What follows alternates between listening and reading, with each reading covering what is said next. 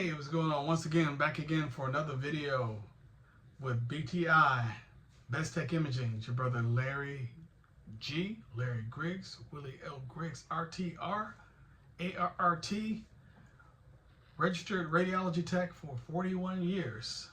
And I'm just giving you, I'm just here to just this is a real quick video. And I'm just going to be talking about what was one of the hardest shots to get, or what is one of the hardest shots to take in x-ray.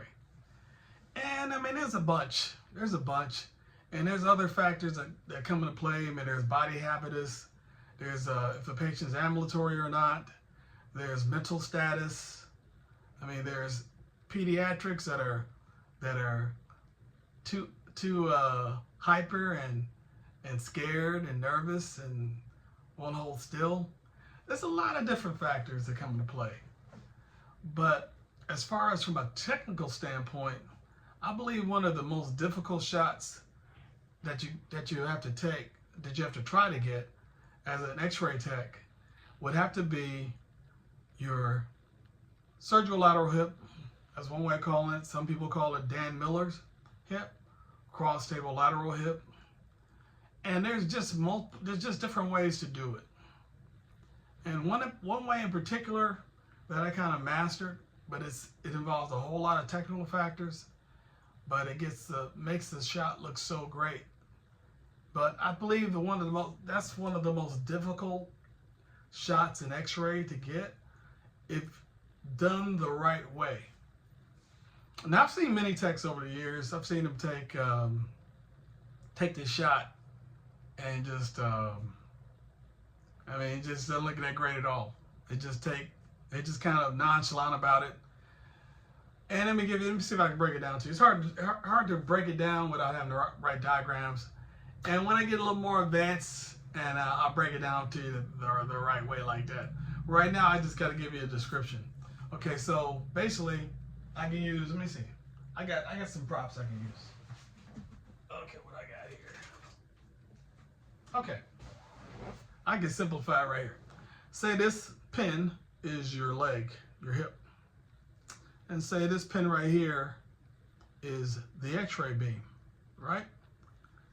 Now what you're gonna do, say your hip, person's on their back, this is their leg, and the x-ray is coming in from this way. So what you're trying to do, let me really explain why this shot is so tricky to get.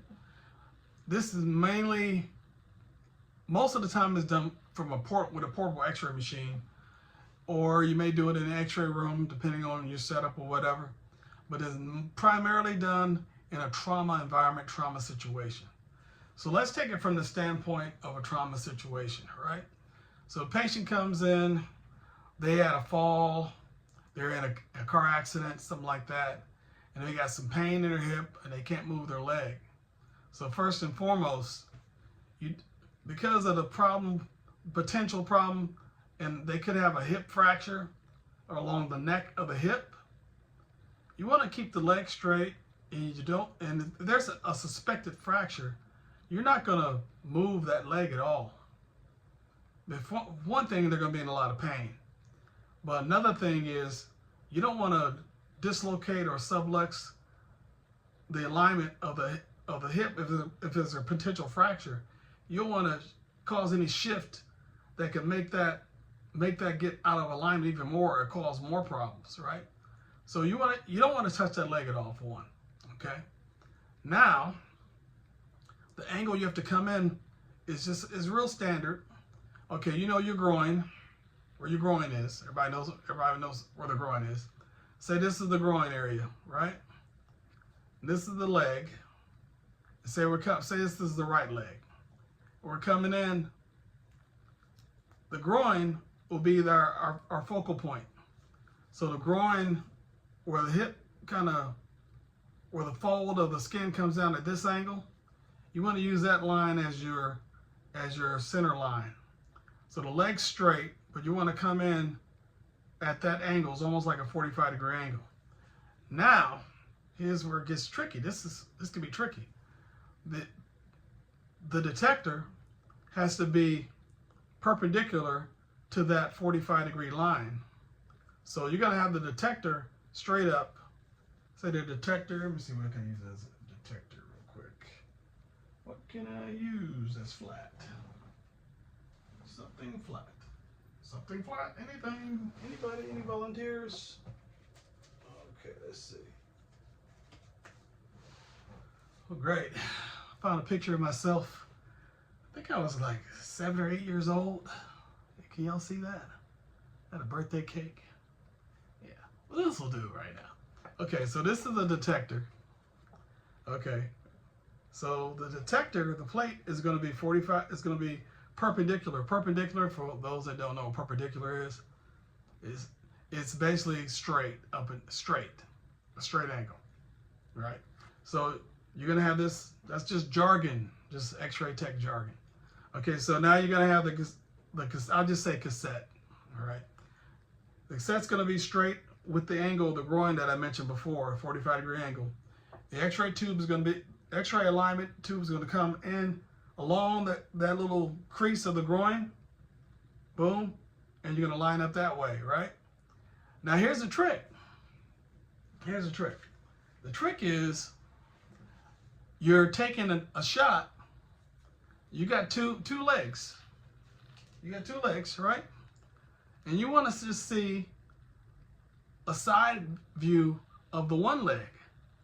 So what you got to do? You got to bring this other leg out the way. Here's the catch. What if both legs are injured? You're not going to be able to move without the leg up, right? But it's kind of a law of averages. It's kind of a, like kind of potentially say if they hurt the right leg and the left is fine, so you're in a good place. So now you can raise that left leg up. You got to bring it out, and you're shooting around all the soft tissue, and you're moving the other hip out the way. You're coming in at a 45-degree angle along the edge of the groin, allows you to bypass soft tissue. If the person's got large body habitus, if they're a big person, and if you don't get the leg out of the way properly, there's something called attenuation. Attenuation is when, no matter if you use a normal, regular X-ray technical factor to get that exposure, if there's a large amount of soft tissue, a large body habitus will attenuate or absorb the primary beam to such an extent that you can barely see an image by the time it gets to the X-ray plate. That's called attenuation. And so you have to adjust your technical factors to compensate for that extra density.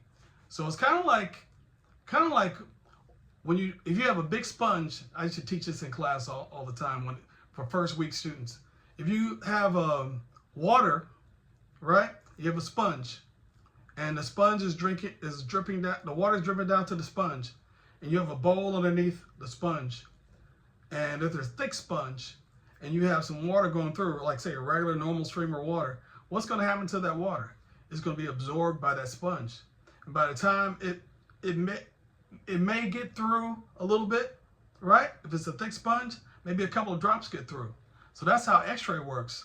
If you have a large body part and you don't use enough technical factors, it'll be attenuated to where you won't be able to see an image by the time it hits the imaging plate. It makes sense? Anyway, so getting back to the view, now you're trying to penetrate, right? You got the leg out the way. This leg is straight. You have the cassette here, right at the end. And now,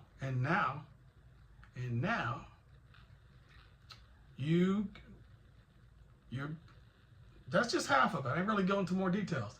If they're on a bed that's not leveled, like some of these beds, these hospital beds, they're not like flat and straight, keeps everything flat and level. Now you got another problem.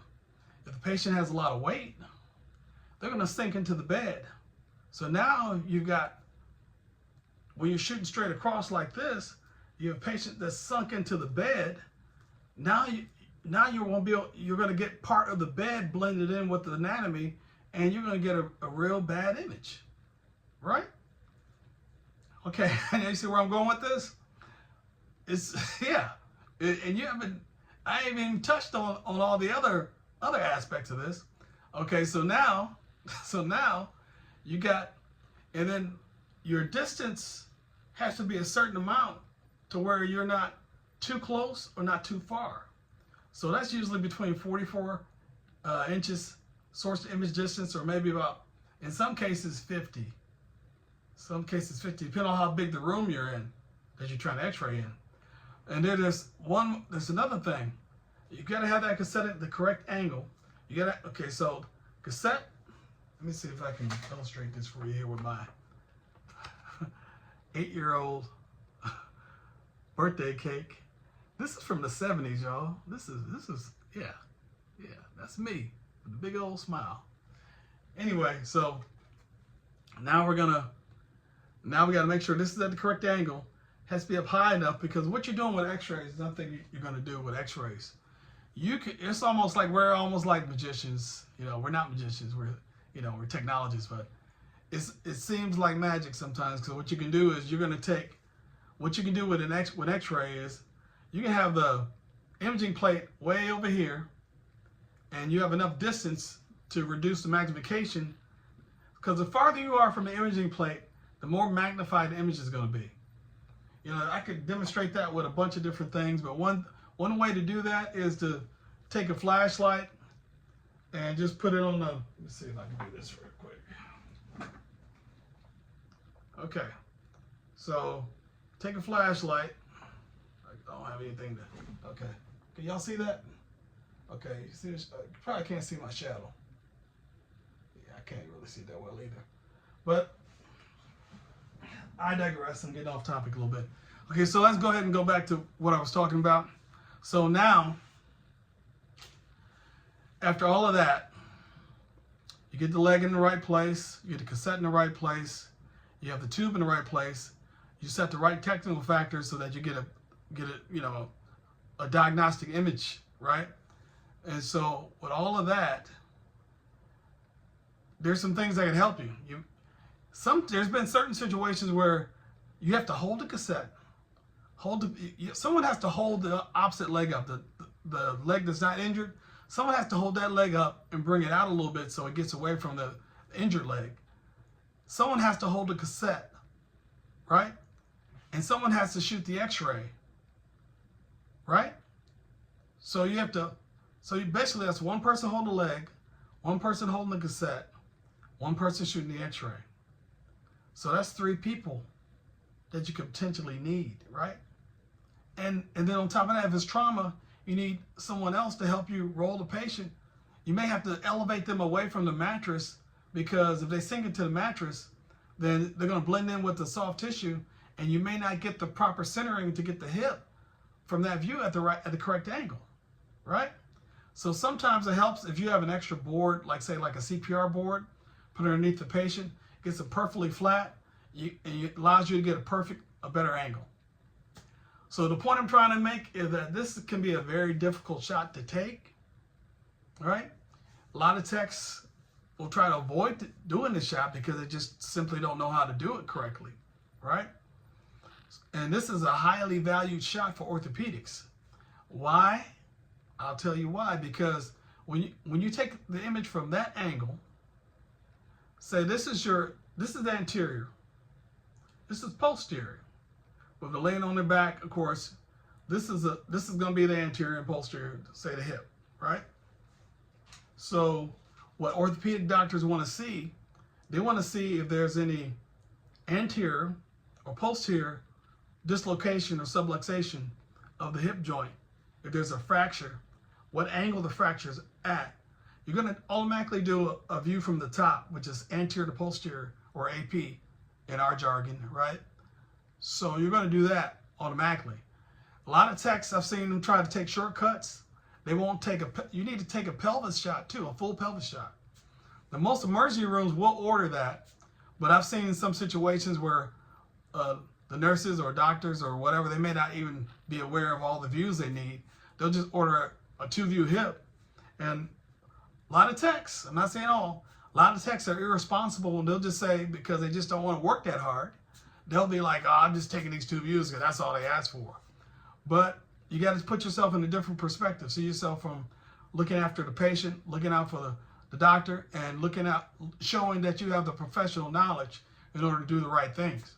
So in this case, you should, by standard, if there's a trauma situation, of course, trauma doctor is going to, the ER doctor is going to order the series and includes the pelvis. Most places do that. So you're going to include a full pelvis shot, because that way you can automatically get a comparison of the non-injured side with the injured side, right? And so you're going to get that. You're going to get an AP hip, and there it comes. And if there's a potential fracture, usually you can tell there's a fracture from the first shot.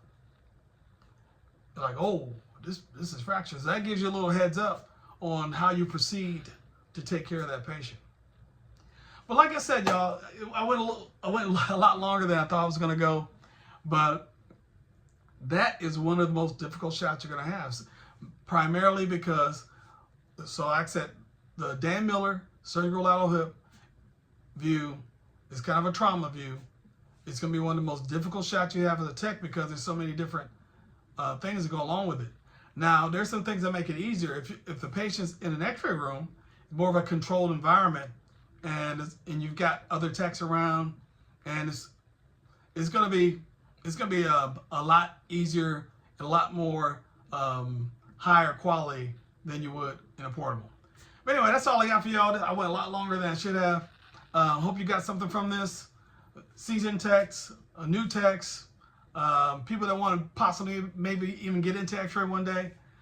Just to give you some insight on trauma x-ray, trauma hip x-ray. Dan Miller view, very difficult, very difficult. Sometimes it's not. Anyway, I'll see you in the next video. Peace.